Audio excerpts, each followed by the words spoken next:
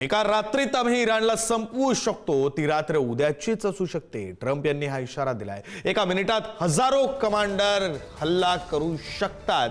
आजवरचं सर्वात कठीण rescue operation केलं. ट्रम्प यांनी हे वक्तव्य केलंय. शत्रूच्या बंदुकांच्या फैरी सुरू असताना पायलटला वाचवलं. एका वैमानिकाला वाचवण्यासाठी 20 विमानं पाठवली. ट्रम्प यांनी माहिती दिली.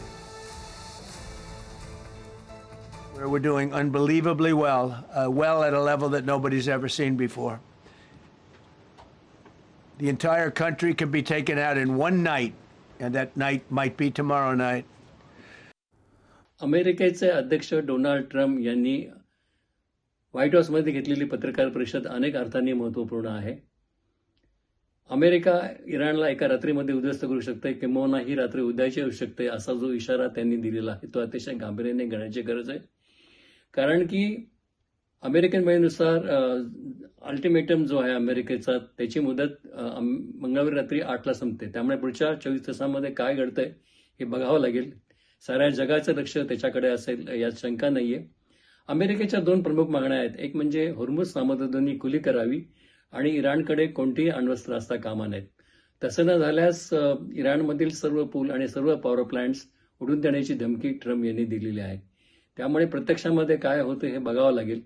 अर्थात हे करत असताना ट्रम्प हे दुहेरी नीतीचा अवलंब करत आहेत. एका बाजूला ते दबाव तंत्र वापरत आहेत की ज्या योगे इराण अमेरिकेपुढे झुकेल, आणि दुसऱ्या बाजूला ते प्रस्ताव जो आहे एकंदर डिप्लोमसीचा, तो त्याचाही मार्ग खुला ठेवत आहेत.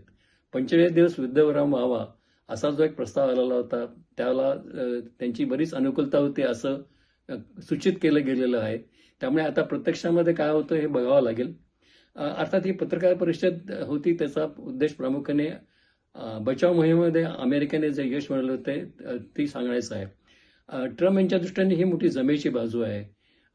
जे विमान इराणच्या हद्दीमध्ये अमेरिकन विमान पाडलं गेलं, तर त्याचा जो एक वैमानिक सुटून सुरक्षितपणे परत आला, पण दुसरा वैमानिक अडकलेला होता. तर त्याला सोडण्यासाठी अमेरिकेने शर्त केली, आपली सर्व ताकद पणाला लावली.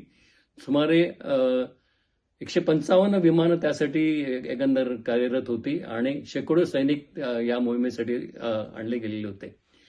एखाद्या मोठ्या रानामध्ये गवत असावं आणि त्याच्यामध्ये एखादी सुई शोधावी, इतकं हे अवघड काम होतं. परंतु आधुनिक तंत्रज्ञान आणि एकंदर सांघिक कौशल्य यांचा वापर करून अमेरिकेने ही मोहीम यशस्वी केली.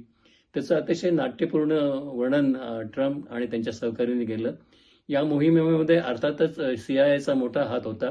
टेक्नॉलॉजीचा मोठा प्रमाण याच्यामध्ये वापरला केला गेला. एका अत्याधुनिक कॅमेरा वापरला गेला, ट्रान्सपॉन्डर वापरला गेला. त्यामुळे ही मोहीम यशस्वी झाली.